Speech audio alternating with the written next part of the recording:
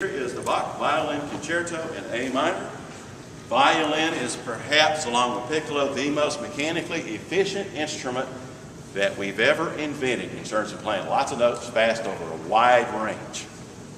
In direct contrast is this. This is not built to be super fast and efficient over a wide range of notes. It's built to sound really good in a different context. So the challenge of this, to pull it off, is, again, sit right, play right. One of the first things that I do with this type of a piece is I find the sweet spot on my mallets where things seem to work, and I mark it. I take the time, and you all see that okay? It's carpenter's tape. Stuff is cheap, works. And because I practiced this on my personal small bore instrument, when I came here this morning, I changed the location. And I hope I got it pretty good. I think I did.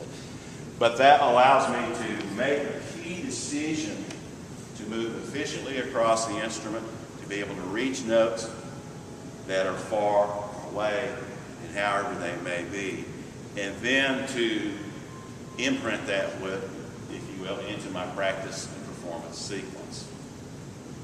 Marking this is really handy.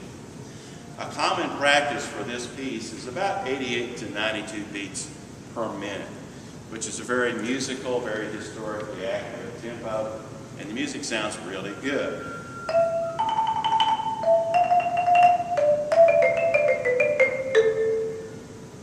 For some of your students, that is a terrific goal. Okay? This is in the land of opinion, the land of goals for your program. But that, when you go to YouTube, you listen to Isaac Stern, Isaac Perlman, Yehudi Menuhin, several other of the greatest violinists of all history. That's the tempos that they choose. I did find someone who did 110. It's fast. It's not real solid. Okay. For the purposes of the all-state competition, the goal is 110 to 116 beats, which really flies. You know, if you're wanting to go after that, young boys and girls, that's your goal tempo. That's a competition tempo. Respect that part of it. But if you're first year mallet player and you're going after this, maybe it wouldn't be such a bad idea to go what the world's greatest violinists do.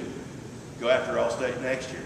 That's a thought for you to consider, not for you to be aware of. And I like to play along with the YouTube videos of these great players. It's not that I play better than them, so keep up with them. Okay? Stance, again, especially on this instrument. It's good to find a spot that really works with the piece that you're playing. This excerpt requires us to play in this area. There's the center, so I want to center here, my belly button. I want to stand right here, and I want to try to be as inert as possible.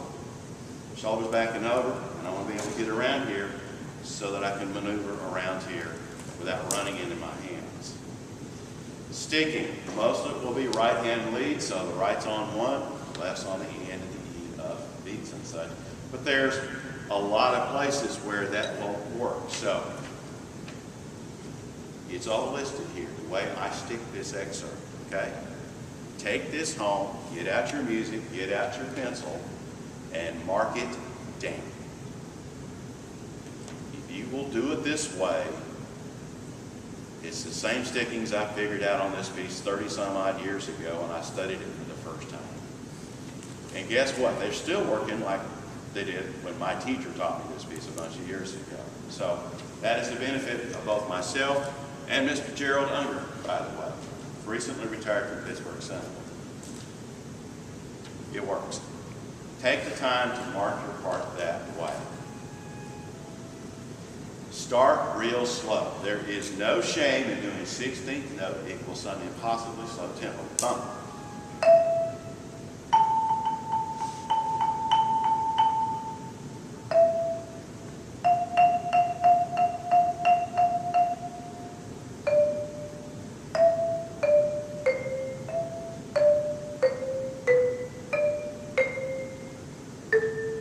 Are you excited by that?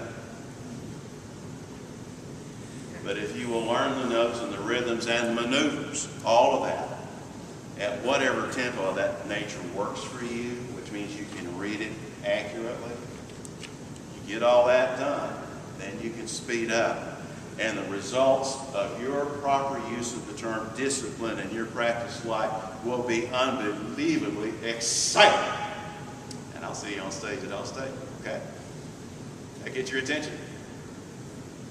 It's the people who are willing to do the grunt work in every profession and every activity of life that do very well.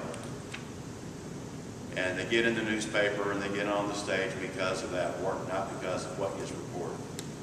Okay? You can be those kind of people too. All right. So we're going to sit right, stand right. We're going to mark our mouths. We're going to take the time to figure that out. We're going to learn to try to keep it slow, not slow but low. While we're playing it slow, especially, so it's a habit that we don't practice like that and then perform like that. It is really important that you not do what I'm about to do. Audition on the instruments you practice on. Take the time to take the instruments you practice on. You may hear some real clams that I don't normally make. And you may not. Take the time to take the instruments that you're used to, the timpani, the snare drum.